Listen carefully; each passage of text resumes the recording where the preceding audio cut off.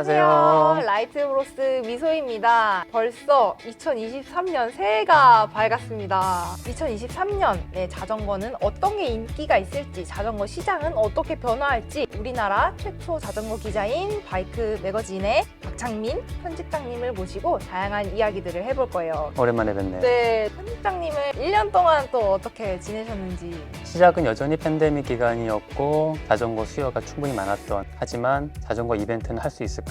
시작과 끝이 너무 달랐던 해여서 자전거를 타시는 분들한테는 거의 매주 네, 내가 맞아요. 어떤 이벤트 참가할 수 있었기 때문에 네. 실제 사람들 자전거를 탈 수 있는 기회는 늘었지만 자전거에 대한 수요가 떨어졌죠. 실제 산업적으로서는 어느 정도 암울했던 하반기를 맞이했고 자전거 라이더들한테는 기회가 많았던 22년 하반기였던 것 같아요. 하반기 되면서 대회들이 왁 하고 열렸거든요. 그래서 너무 신나게 한 해를 마무리했던 것 같아요. 23년의 가장 큰 키워드는 역시 가격이고요. 105 Di2가 본격적으로 나오면서 우리나라 자전거가 입문 단계를 지나 플래그십을 고르는 기준이 약간 바뀌는 약간의 심화 단계를 거칠 것 같고요. 또 하나는 3년 동안 못 나갔다 보니까 해외에 대한 니즈가 가격과 상관없이 엄청나게 커졌어요. 또 어드벤처라는 키워드는 23년에는 좀 더 보편화된 키워드로 자리를 잡게 될 것 같고요. 그리고 전기자전거는 인기가 계속 급상승하고 있는데 과연 우리나라 전기자전거가 내년에도 인기가 있을 것인가 이슈를 다뤄볼까 합니다. 2023년도 6개의 주제로 한번 얘기를 나눠볼게요. 가장 처음 얘기하셨던 가격. 자전거 가격이 맞나 싶을 정도로 가격이 너무 높아진 거예요. 이제는 기암 자전거가 거의 2천만 원에 가까이 되더라고요. 왜 이렇게 오른 거죠? 가장 큰 원인은 팬데믹 기간 동안에 원자재나 생산 쪽이 갖춰지지 못하니까 공급이 수요를 따라갈 수가 없었어요. 두 번째는 글로벌 유통 비용 자체도 팬데믹 기간 동안 거의 2배 가까이 오르게 되고, 우리가 주요 결제하는 방법 중에 하나가 달러인데 달러가 오른 거죠. 그게 엄청 큰 것 같아요. 다른 것들은 조금씩 오르는데 달러가 코인인지 한 달 사이에 100원이 왔다 갔다 하고 가격 자체를 판단하기 어려운 거예요. 소비자가를 물건 들어올 때 바꿀 수는 없잖아요. 예상할 수 있는 약간 높은 가격의 달러를 기준으로 가격을 잡을 수밖에 없는 거예요. 단순한 물건값만 아니라 유통도 달러로 계산을 해야 되고 전체적으로 다 오르게 되는 거죠. 거의 20, 30% 오른 것 같더라고요. 기본 20% 정도라고 보시면 돼요. 1000만 원이 1200이 된 거고 1200이 1500이 된 거고, 유럽이나 미국처럼 생산 관련된 부분들은 오르긴 했지만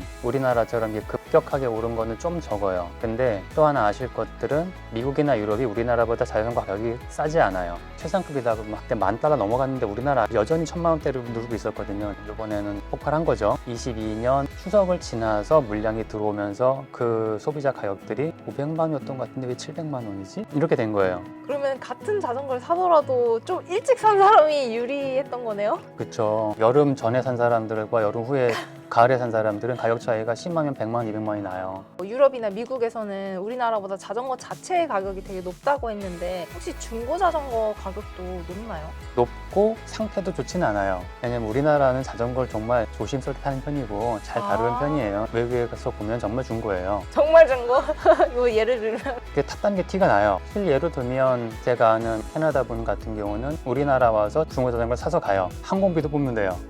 진짜 우리나라는 중고 시장이 좋은 편이고 신품의 수요가 떨어지면 중고 자전거 가격이 또 떨어지게 되거든요. 자전거 가격이 너무 비싸서 새 제품을 못 사는 분들은 중고 장터를 물색해보는 것도 방법이겠네요. 그렇죠. 특히 프레임 휠셋 같은 경우는 최근 몇 년 동안 큰 변화가 없었어요. 한 2020, 21, 22 이 정도는 다 비슷한 느낌인 것 같아요. 16년 변화가 한 번 있었고 지금까지 큰 차이는 없다고 볼 수 있어요. 저렴하게 할 수 있는 기회가 있는 거죠. 시마노에서 105 Di2가 또 나왔더라고요. 적당한 시기인 것 같아요. 전동 구동기를 보면 스트리밍 액세스라는 전체 무선 시스템을 발표하면서 라이벌, 중급 구동기까지 무선 전동을 하겠다. 스트랩의 인기가 엄청나게 확장됐었죠. 22년 들어서 시마노가 Di2를 105 그룹 발표를 해서 시마노 105하고 스트랩 라이벌하고가 서로 경쟁 구도잖아요. 일단 봤을 때 시마노 105는 디자인이 울테그라 스타일인 거죠. 근데 라이벌 같은 경우는 디자인이 약간 그렇죠. 물론 라이벌 자체가 발표할 당시에 그래블이나 이쪽을 타겟을 만들었다 보니까 약간 그런 느낌이 있었는데 딱 비교를 해보니까 105가 더 이쁘다. 그 다음에 문제가 뭐냐? 달러는 올랐는데 엔화는 안 올랐다는 거죠. 105 Di2 가격이 상대적으로 저렴하다는 건가요? 시마노 그룹셀 가격이 스램 그룹셀 가격보다 훨씬 떨어진 거예요. 전체적으로 거의 100만 원 차이가 나요. 그러면은 진짜 23년도에는 시마노 차의 물결이 확 한번 가겠는데요? 시마노 105랑 스램 라이발 구동계를 꽂아 있는 완성차를 봤을 때 네. 가격 차이가 뭐 한 80만 원, 100만 원씩 나요. 같은 프레임에 같은 휠을 달았음에도 그래서 같은 휠에 같은 걸 안 달아요. 일부러 너무 티가 나니까. 스램 오. 쪽에다가는 아예 좋은 걸 껴가지고 가격을 확 올리고 105 Di2는 300만 원대 되는 것들이 이제 쫙 포섭이 되죠. 근데 라이벌에는 없어요. 이게 400, 500대가 나와요. 스램보다는 시마노 인기가 증폭되는 그런 결과를 맞는 것 같아요. 23년도에 좋은 자전거로 입문을 하거나 알루미늄 자전거를 타다가 기변을 하시는 분들이 눈여겨볼 만한 구성이겠네요. 105 Di2가. 중급이면서도 Di2를 쓸 수 있고 예전 울테그라 Di2랑 거의 같은 느낌이에요. 대신에 이제 12단이 됐으니까 변속에 대한 여유가 조금 더 있고 전동 구동계의 맛은 다 느끼면서 나중에 울테나 듀라를 올릴 수 있어요. 호환이 그쵸. 되니까 나. 그러면서 가격은 자이언트가 300만 원대가 나왔고 우리나라 첼로나 엘파마의 판타시아 같은 경우도 이제 300만 원대 Di2의 카본 프레임 자전거가 나오거든요. 기변은 정말 끝이 없잖아요. 기존에 저처럼 오랫동안 타온 사람들은 최상급을 또 찾게 될 텐데 로드 문화를 보면 이제 겨우 10년 차를 맞이하시는 분들이 꽤 많아요. 근데 이 정도 타게 되면 내 라이딩 스타일이 생기게 되고 그거에 따른 자전거를 고르는 눈도 바뀌고 브랜드에 대한 이해도 높아지고 우리나라는 그런 단계에 좀 접어들었다라고 봐요. 가장 큰 변화는 기존까지는 좋은 자전거 타려고 할 때 사람들이 종합 자전거 브랜드의 가장 좋은 거 예를 들면 우리가 잘 아는 뭐 스페셜 자이언트, 메리다 뭐 이런 거에 그쵸. 제일 좋은 거? 제일 좋은 자전거 네. 선택이 제일 편해요. 그죠. 자전거를 보면 로드만 만드는 브랜드 프리미엄급만 만드는 브랜드 그런 식으로 해서 나만의 유니크한 브랜드를 찾기 시작을 하는 거예요. 남들은 많이 안 타고 역사적 스토리가 있는 자전거들로 가면서 거기에 돈을 쓰게 되는 리미티드 에디션 나왔을 때 그거를 선택하는 분들이 많죠. 또 하나는 네. 완성차 자전거의 가격이 올라가니까 프레임셋도 내년에 조금 더 들어올 거예요. 자기가 갖고 있는 부품들도 활용하고 완성차의 최고를 사는 것보다는 프레임셋 사서 조립하는 지금까지는 프레임셋을 안 갖고 온 게 갖고 와봤자 조립 못해서 저 부품이 없으니까 이탈리아 브랜드들의 프레임셋들이 조금 더 들어올 가능성이 높아지고 있어요. 스타렐로가 저도 있고 타고 싶어요. 윌리어, 데로사, 폴라보, 폴라보. 바소 기장기도 이렇게 이제 이탈리아 북부 쪽에 쫙 일렬로 몰려있는 공장들인데 그쪽에서 생산된 자전거들이 전체적인 트렌드를 따라가기보다는 자기들의 고유의 특성을 계속 가져가는 게 있어요. 품질이나 헤리티지 그리고 자신들만의 특징들 확실히 차별화가 갖출 수 있는 그런 장점이 있죠. 또 하나의 트렌드가 될 거라고 짚어주셨던 게 이제 해외 자전거 이벤트에 대한 관심 증폭이 됐다라고 해주셨는데 일단 저만 해도 1월 달에 태국으로 라이딩을 하러 가거든요. 좋겠다. 아까 얘기하셨던 것처럼 환율도 되게 많이 오르고 해외여행에 대한 부담이 있을 것 같은데 수요가 좀 몰리면서 가격이 좀 많이 올랐어요. 가격이 올린 거를 무시하고라도 사람들이 뭔가 가고 싶다라는 욕망이 엄청 커졌죠. 아시아권만 봤을 때는 가격적으로 보면 거의 2배. 옛날에는 100만 원 언더에 갈 수 있을 것 같았는데 이제는 한 150 정도 이상을 줘야 갔다 올 것 같고 유럽이나 이쪽은 항공에서 일단 많이 먹죠. 그죠? 뭐 200만 원 들어? 가. 어디? 대만? 일본? 뭐 전보다 훨씬 높은 가격임에도 불구하고 쉽게 선택할 수 있는 마음가짐은 됐어요.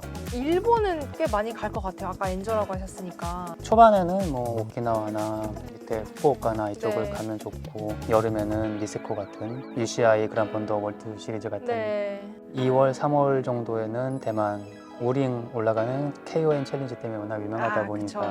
로드 타신다는 분들한테 죽기 전에 꼭 가보라는 코스 중에 하나죠. 갈 때마다 죽을 뻔. 너무 힘들어가지고. 죽기 전에 가는 게 아니라 가서 죽을 것 같아요. 가격 좀 떨어지면 유럽 좀 가시면 유럽 로망이죠. 지로 뚜르를 보러 가야죠.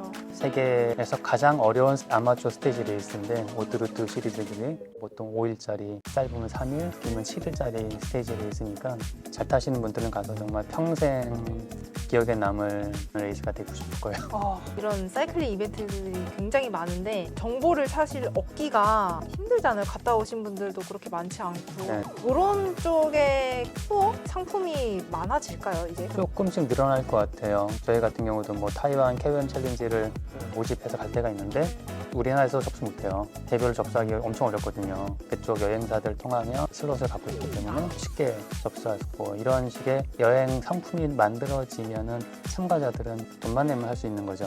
그 다음 키워드가 어드벤처예요. 어드벤처라는 키워드가 나온 지는 벌써 한 4년, 5년? 자전거는 보는 스포츠가 아니라 직접 하는 스포츠인데, 레이스는 내가 할 수 있는 게 너무 한계가 있는 거죠. 내가 직접 할 수 있는 그래블이라는 장르가 사람들한테 인기를 얻게 됐고, 그래블은 안 타본 사람들은 사실 잘 몰라요. 사실 안 타봤어요. 네, 안 타본 사람들은 하드테일에 이게 플랫바가 드롭바 된 거 아니야? 라는 식의 개념인데, 타보면 완전 다르거든요. 로드가 갖고 있는 페달링의 가속성을 더 중시해서 만든 게 그래블이고, 플랫바는 단거리의 컨트롤, 난코스가 짧게 라이딩을 할 때는 플랫바가 최상이에요. 장시간을 가야 된다, 그럴 때는 드랍바로 바뀌는 거죠. 플랫바로는 장시간을 타기 너무 어렵거든요. 아, 또 새로운 걸 알았네요. 그래블이 인기가 생기면서 이제 장거리 라이딩에 대한 사람들의 니즈가 생기기 시작을 하고, 그렇게 나온 게 이제는 바이크 패킹이죠. 바이크 패킹, 자전거에 이제 다 싸가지고. 바이크 패킹은 그래블이라는 장르로 보면은 약간 하드코어한 거예요. 네가 알아서 처음부터 끝까지 가. 며칠이 걸리든. 그리고 자기가 플랜을 잘 잡아야 되고, 그러면서 또 친구들을 만나면 서로 끌어주고, 그러다 보니까 자전거가 조금씩 바뀐 거죠. 23년부터는 올로드 장르들이 강화되는 해가 될 것 같아요. 올로드라는 장르, 전에는 엔듀런스라는 모델 나왔다가 네. 편한 로드바이크, 근데 레이스까지 갈 수 있는 놈, 애매한 거예요. 올라운드가 편해졌는데 왜 굳이 엔듀런스가 필요해? 올라운드도 빠른데? 그래서 엔듀런스가 없어진다? 막 그러다가 올로드라는 게 나오면서 스피드와 편안함을 다 갖춘 자전거들이 나오고, 올로드의 가장 큰 특징은 타이어가 35mm까지 들어가는 정도? 실제로 그래블 바이크가 아니지만 올로드 자전거를 가지고 그래블 레이스까지 나갈 수 있는 확장성을 가진 것들이 23년의 특징이 될 것 같아요. 자, 그리고 마지막으로 전기 자전거가 계속 상승세잖아요. 엄마 아빠도 출퇴근용으로도 타시고, 코로나가 오고 나서는 배달도 사람들이 많이 하고 이러니까 전기 자전거가 일상생활 속에서는 되게 유용하구나 라는 생각을 했어요. 전기 자전거의 니즈는 처음에는 스포츠로 접근했다가 네. 그 기술들이 도심형으로 네. 바뀌면서 실제 자전거 시장을 움직이는 전기 자전거는 도심형 전기 자전거가 된 거죠.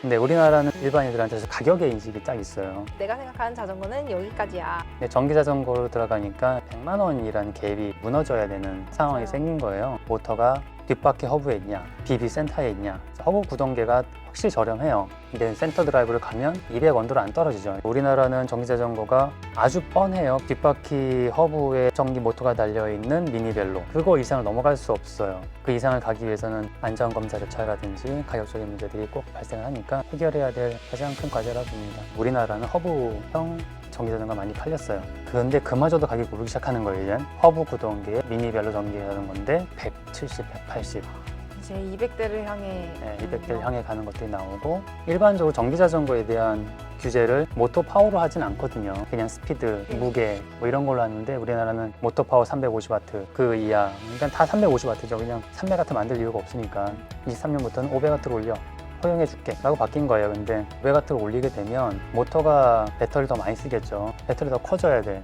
모터도 비싸졌는데 배터리도 비싸져. 다른 가격이 그냥 올라가는 거예요. 500W로의 상승이 과연 좋은 것인가? 200만 원이 넘는 전기 자전거를 탈 것이냐? 근데 그거에 대한 수요를 누가 가져갈 것이냐? 스쿠터나 오토바이를 타시는 분들이 그쪽으로 넘어가는 그 수요가 가장 많지 않을까. 관심 대비 수요를 만들기 위해서는 규제가 풀려서 다양한 전기 자전거가 들어와야 되는 거거든요. 다양성과 가격 두 가지 문제가 가장 큰 걸림돌이 된 거죠. 편집장님은 2023년도에 바라는 것이 있다면? 23년은 산업적으로는 어려운 해일 거다라고 예상을 하고 있지만, 실제 자전거 타는 사람들한테는 그게 체감되지는 않고 재미있는 한 해가 될 수 있을 것 같아요. 제가 원하는 거는 각 이벤트들이 자기들만의 특색을 갖고 체계적으로 잘 돼서 문화적으로 성장하는 해가 됐으면 좋겠어요. 새해에도 안전한 라이딩 하시길 바라겠습니다. 2023년에도 라바세요. 라바세요.